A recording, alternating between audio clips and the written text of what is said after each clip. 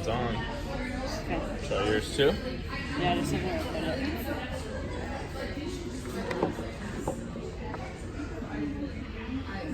Is it on? It is on. Is it on record? Yeah. Okay.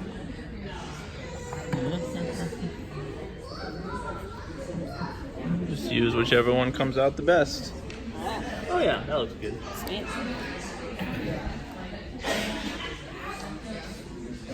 All right, you guys.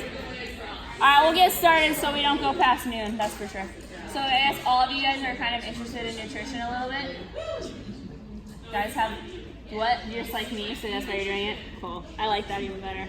Cool. All right, guys. So today we're starting off a nutrition program for Devotion. It's going to be leading up into one-on-one individual nutrition coaching, but we're starting it off with a 6-week kind of foundations program, building habits, learning how to eat healthy, learning how to help with our performance in the gym too, okay?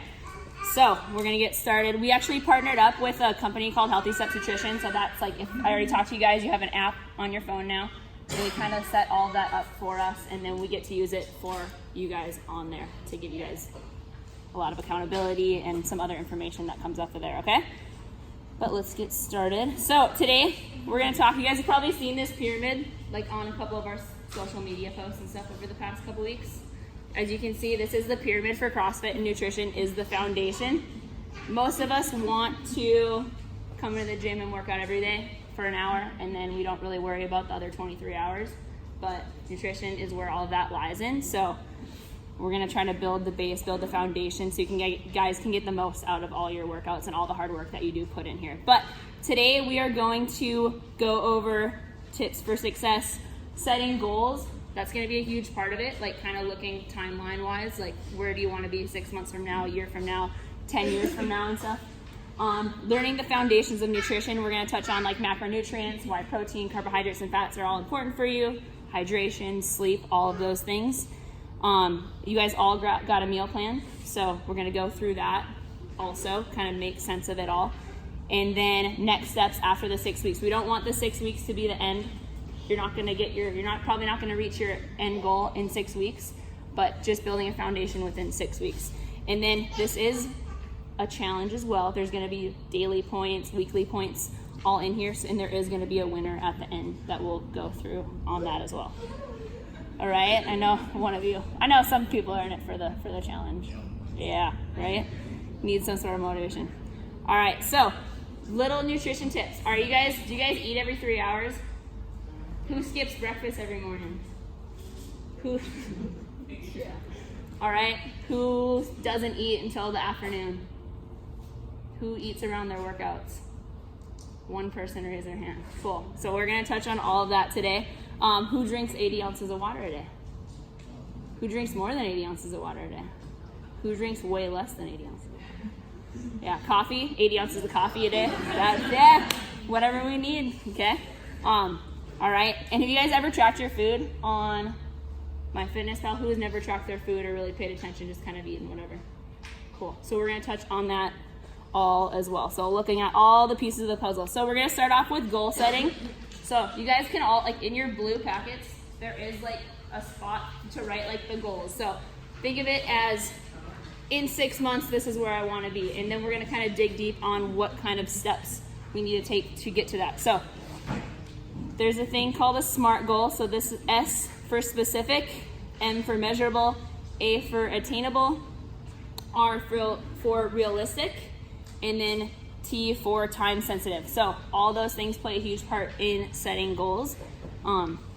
So for example, if you want to drop below 20% body fat in 6 months, that could be like your main goal. And then we have to take all the steps to get there, okay? So maybe within the 6 weeks, your goal is to drop 10 pounds and just drop 5% body fat. That's a huge stepping stone on the way to getting your main goal. So think about that, like think of where maybe you want to be in a year or 6 months from now as your main goal, and then we're going to go through the steps that you have to take to get there. You guys should all think about this, or hopefully you've already thought about like a big goal for you, and you guys should write that down, okay?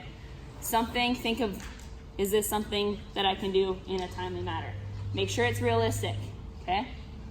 Think of all of the little things building up to that goal.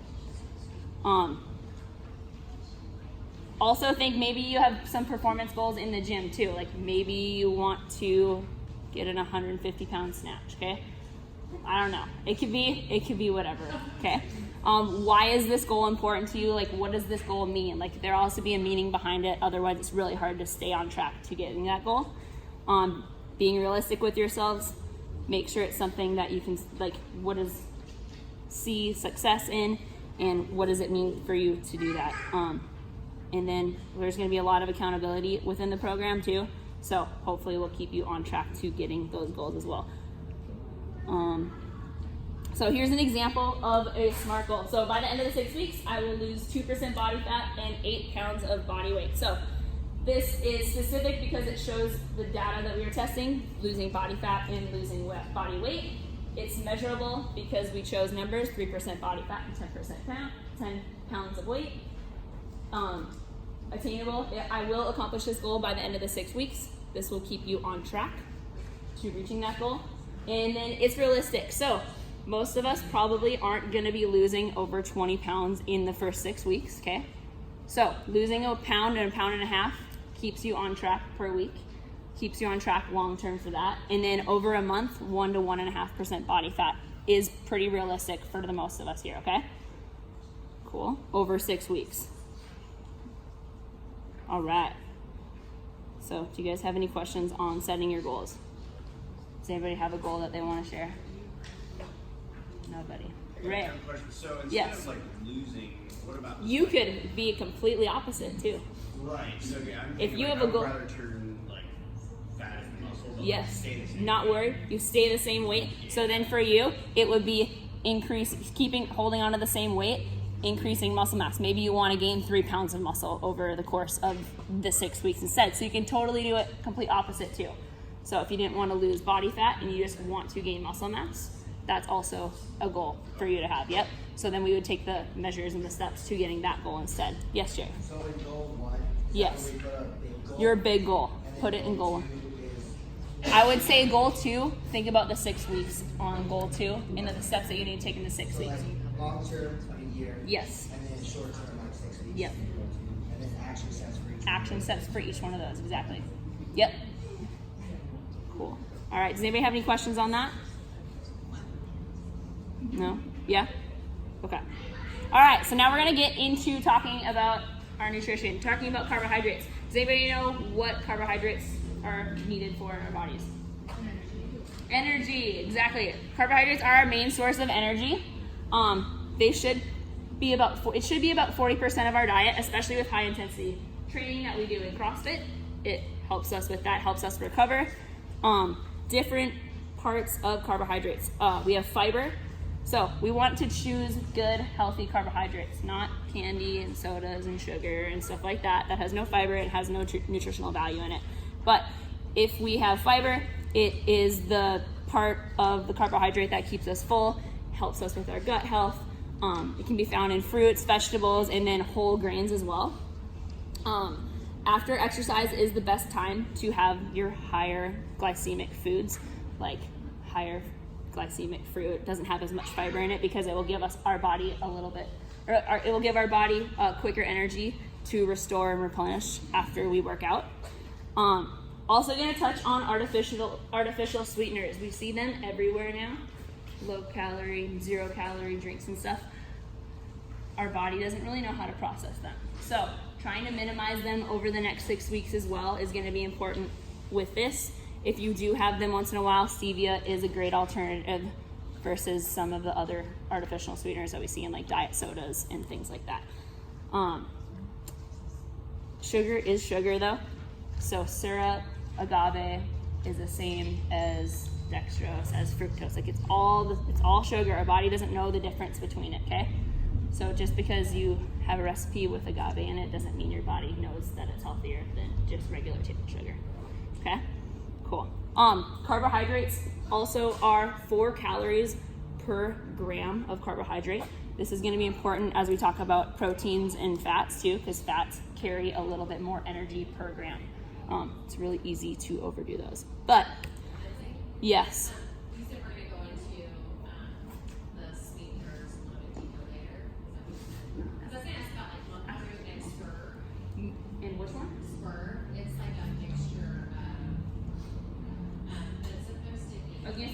fruit and seed. Monk fruit is also a good alternative. So monk fruit and stevia, if you do have something with artificial sweeteners in it, those are your best. What is it? I actually don't even know. It's like the same sweetener that's in the pacifier. So it's a Oh yeah, I've heard of that. It's not natural.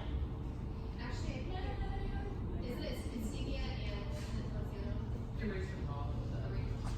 Erythritol. Is that sugar alcohol? Yeah. Okay. Our body still doesn't know how to process it, so minimizing it overall, not rather than including it in your diet daily, is my suggestion for that. All right, a little bit more into carbohydrates. So sources of carbohydrates that we're gonna focus on in the next 6 weeks, you guys, they're all in your packets too. There's some like little tables and stuff that have like lists of healthy sources of carbohydrates, healthy sources of fruits. But we want to fill up half of our plate with non-starchy vegetables. Vegetables are still a source of carbohydrates, but not as many. So half of our plates should be filled up with things like broccoli, lettuce, carrots, asparagus, things like that. Okay, so non-starchy vegetables should make up half of our plate. And then a quarter of our plate, we should see things like starchy vegetables or starchy carbs, complex carbohydrates. So things like fruits, sticking to those higher fiber fruits like berries, apples, and then for starchy vegetables, sweet potatoes, winter squashes, and then for starchy carbohydrates, brown rice, quinoa, good healthy whole grain carbohydrates on there. Moderation carbohydrates, things like, I know on the meal plan I'll have them once in a while listed on there, like Ezekiel bread, fingerling, like white potatoes, and then rice cake and stuff like that. Like having those more so around your workouts, keeping them in moderation, not as much as a staple in your diet, is what we want to do over the 6 weeks. Cool? Does anybody have questions on carbohydrates? Kind of cruising through that one. All right. Protein. Does anybody know why we have protein in our diet? Build muscle. Yes. Recovery. So protein should make up 30% of our diet. Protein that we eat, dietary protein, contains amino acids, which are the building blocks of protein in our body. So we do need to have dietary protein in good amounts as well, okay? Especially when we're working out, we need to replenish and restore our muscles, okay? We want to probably build muscle or at least maintain our lean muscle mass, and you have to have enough protein to do so. Yeah. Protein, like similar to carbohydrates, has 4 calories per gram of protein. All right, just so you guys know. Sources of protein, we want to stick to lean sources of protein over the next 6 weeks. We'll get into fat in a little bit, but lean sources such as fish, chicken, breast, turkey, egg whites, and protein powders even usually don't have that much fat in it. So if you have that around your workouts too, it's great to have. Eating these fats in moderation, so medium fat meats such as like dark chicken, whole eggs, leaner cuts of red meat also. You have those in moderation, maybe having those once or twice a week, not a staple in every day in your diet. And then higher fat meats such as like full fat dairy, most red meats, like choose a sirloin steak over a ribeye, even though the ribeye tastes a lot better, I know. But, right, choosing leaner over that, and same with bacon and then like fried meats as well. All right, think about like it's grilling season, right? I mean, I think the summer is a grilling season. If you grill, that's way better of a way to cook your food than frying it in a pan with oil, okay? So also we'll touch on cooking our food a little bit too into healthier ways. All right, and then our last macronutrient is fat. So fat's really easy to overconsume because it has 9 calories per gram. It's very dense. A tablespoon of oil has 120 calories in it, okay? So making sure we're not overconsuming these because they are really easy to overconsume. But we do need fat in our diet. It's another source of energy like carbohydrates. Just a little different, but we want carbs because we do CrossFit, right? Yes. Okay. All right, so limiting saturated fats and staying away from trans fats. They're both highly processed. Trans fats make our bad cholesterol higher and our good cholesterol drop. So Staying away from those processed fats. Best fats to have. We should all include omega-3s in our diet. We can have that from our diet, such as like having salmon, flaxseed, chia seeds. They all contain good amounts of omega-3s in them to balance out our omega-6s as well that we get a lot in our diets. If we do include omega-3s from fish oils and stuff, this will lower our inflammation and make our body process a lot better, okay? If you have a lot of joint pain and stuff, omega-3s will for sure help with that, lowering inflammation, okay? Good, healthy sources of fats. Still eat these in moderation. It's really easy to grab a handful of nuts, and it's way more than a serving size, okay? But things mostly plant-based fats, things like avocado, nuts, nut butters, seeds, coconut oil, and olive oils are good sources. And then trying to limit or completely eliminate butter, fried foods, baked goods, and chips and stuff. Very easy to overconsume those, and they're added in a lot of things, okay? Does anybody have any questions on proteins, carbohydrates, or fats? Yes, Hannah.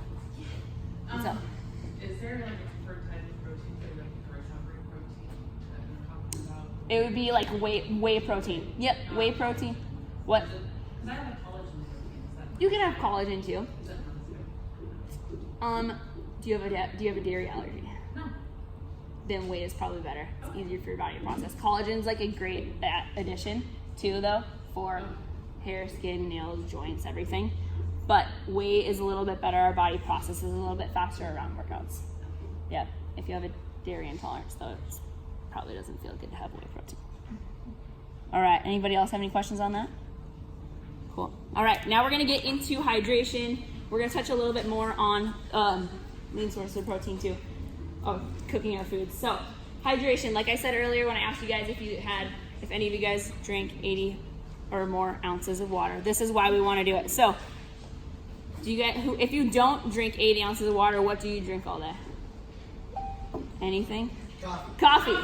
Yeah, we'll get into coffee in a little bit. Yeah. Gatorade, okay? So we use the artificial sweeteners in that a lot too, okay? Or LaCroix. It's not a terrible choice. I drink way too much of that as well. Spark, yeah, we like to add things, right? Our body does process all these things a little bit differently than just pure water. So proper hydration helps with digestion and weight loss as well. Like when I used to personal train, when I had people come in for the first time, like I had them just drink more water and they would lose 5 pounds.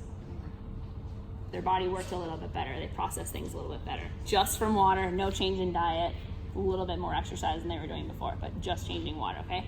Has a big effect on us. If you guys get really sick of just drinking boring flavored water, adding things like fruit to it, like lemon, adding cucumber and mint, like, I don't know, that's way better flavored than just regular water, but you're still getting a ton of benefits out of it. So try to drink more water. Yes. What about like the Noontown? Like, you know what I'm talking about. Yeah, there's a lot more in it. There's a little bit of carbohydrates in it too. If you have that a little bit, but drink regular water still for the majority of the time, that's what you should do. Yep. Not having to have something in every drink of water that you have. And then I touched on how to like cooking our foods, right? You want to watch out for added fat when cooking, especially our meats and stuff. Such as, and then we want to like grill, bake or broil your food, right? Cut out extra added calories out of our food. It's really easy to overconsume these things. Okay. All right. So talking about our plate. So over the next 6 weeks, who almost only shops around the outside of the grocery stores? Couple of hands. Okay. That's gonna be what we're going to try to do over the next 6 weeks. So we want to eat real whole foods, whole grains, vegetables, fruits, good quality meats, okay? We need all these vitamins and minerals from this that we don't get from processed foods, okay? Get fiber from this as well, like real whole foods. No sugar. Sugar is added in so many of our processed foods that we would get, okay? You look at a box of almost anything, there's an ingredient on the list that you have no idea what it is. It's probably a chemical of some sort. So try to limit your processed foods, okay? high fructose corn syrup and different types of syrups and agaves and sugars are added into a lot of things to flavor them. So trying to stick to making your own food, shopping on the outsides of the grocery store will help so much with that. Kind of touching on that, avoiding junk, same thing, okay? Try to know what your body is eating, not looking at a label and having no idea what is actually going inside your body. Your body probably won't process it as well. All right, now we're gonna get a little bit into the meal plan more. So the meal plan that you guys have is a full sample of 6 weeks of meals, okay? It'd be awesome if you guys all stuck to it. Super simple. Or maybe you would just, even the gluten-free and dairy-free one, they all have a grocery list on after the week of meals for each week. You don't have to prep all of that food. I know I've had a couple questions like, wow, that's a lot of food to make. That's totally okay. I would choose like 1 or like 2 of the breakfasts for week 1, and that's what you're gonna have. If you're like a creature of habit and don't care, like you can eat the same thing every day, cool. Make the egg muffin recipe for the whole week. Make it simple on yourself, okay? Or also get a group of buddies and like exchange foods. Like maybe one of you is gonna make all the breakfast for the week for everybody. Somebody's gonna make lunch, okay? Have friends and talk to each other and like exchange things so you don't have to prep so much. But what we want to focus on for our plate, like I touched on when we were talking about carbohydrates, we're gonna fill up half of our plate with non-starchy vegetables, a quarter of the plate with lean proteins, and then a quarter of the plate with complex carbohydrates. So this is a perfect meal right here. We have lean protein, you can put chicken or fish or whatever you want. Having some rice or potatoes on the side, and then broccoli on the half of the plate, okay? Have you guys ever seen those 3-compartment containers? Like meal prepping, okay? Really simple. The big one fills up with vegetables. The one smaller one fills up with carbohydrates, and then the other one with your protein. And there's your like healthy meal, okay? You'll have added fats maybe with your vegetables, you'll have added fats with your protein. Cool? All right, so yeah, talking about the meal plan. I know everybody that I've done an InBody with the past week, I've talked to you like, hey, where are your goals kind of at? I want you to stick to this portion size. So all of the meal plans have a portion size. Like I know the first one on the first page, it says like an oatmeal recipe, right? It says 2/3 cup to a cup. So ladies who are looking to lose weight should stick with the lower portion sizes on everything. If it's 6 to 8 ounces, you're gonna have 6 ounces. If it's a half a cup to a cup, you're gonna have a half a cup. Okay, so sticking to the lower end of the portion sizes. Women looking for performance, so getting better in gym, not worried about losing weight, maybe wanna just gain lean muscle mass. I want you guys to stay in the middle. So if it's 6 to 8 ounces, you're gonna choose 7 ounces, okay? If it's a half a cup to a cup, you're gonna have 3/4 of a cup, okay? There's a little math involved, but sticking to the middle if it's a performance goal. Guys looking to lose weight, you're also going to stick to that middle mark, okay? And then men looking for performance, you're going to stay on the high end of things. 6 to 8 ounces, you're choosing 8 ounces. Cool, so higher end of everything. Any questions on that part? On your meal plans, if there's a three asterisks on the top, that means there's a recipe online, which if you guys are also hooked up to the HSN app, and you go into your meal plan, I know I showed the majority of you guys that, you can click on the hyperlink and that'll take you right to the recipe on the HSN Healthy Substitution website. They also have a huge list of recipes on there as well. And all of their food is in MyFitnessPal. So over the 6 weeks, you guys will hopefully follow that meal plan. If you go out to eat, stick to that plate method that we just went over on the last slide. And then you guys are going to log your food. Who has a food skill? Cool. Everybody who doesn't have a food skill, you can find one for $10 on Amazon, and I highly recommend that you weigh your food. You'll know exactly how much you're eating then. Okay? And then you can stick to those portion sizes on there. Cool? Yeah. Now we're gonna get into MyFitnessPal. I'm gonna have you guys all, yes. Sorry, Hannah. All of the meat ounces, those are like cooked. Cooked ounces, yes. Everything on that meal plan is in cooked form unless if it's a vegetable. I be raw. But everything, like the oatmeal recipe, everything is in a cooked form. So you can prep your whole breakfast for the week and it's already cooked. Cook it all, heat it up, make it simple, okay? Does that make sense, everybody? Yes? Okay. Okay, I'm gonna have everybody take out their phone. Do you have MyFitnessPal downloaded? If you don't have MyFitnessPal downloaded, look over at your buddy as we go through this. So I'm just gonna show you guys a couple like easy things to make your life a little bit easier as we're tracking. So you're probably putting your weight, your goals and stuff on there, maybe not, and it's gonna give you a calorie number. I don't want you to pay attention to that over the next 6 weeks. I want you to follow the meal plan. If it gives you a calorie number, don't worry about it. If it tells you to eat, you overate 300 calories, don't worry about it. If you underate 500, don't worry about it, okay? We're just gonna follow the meal plan over the next 6 weeks, okay? And I know I follow a couple